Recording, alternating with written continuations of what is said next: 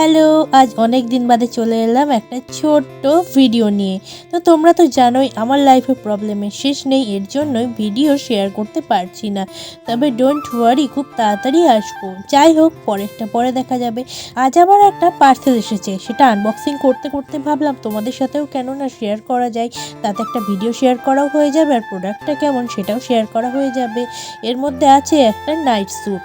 দেখো কি সুন্দর, আমি তো ভাবিনি যে এতটা সুন্দর হবে। এগুলো শখ আমার অনেক দিন ধরেই ছিল, কিন্তু একটা কনফিউশন ছিল যে এগুলো যদি পরে কমফোর্টেবল ফিল না করি, এই কারণে আমি কিনছিলাম না। তো চলো এবার পরে দেখা যাক কেমন লাগছে।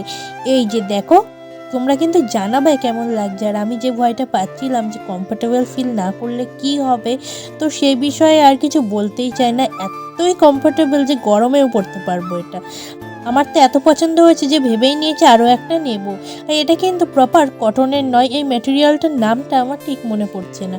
যাই হোক, আমার তো বিশাল পছন্দ হয়েছে। তোমাদের কেমন লাগছে জানিও। দেখা হচ্ছে খুব তাড়াতাড়ি।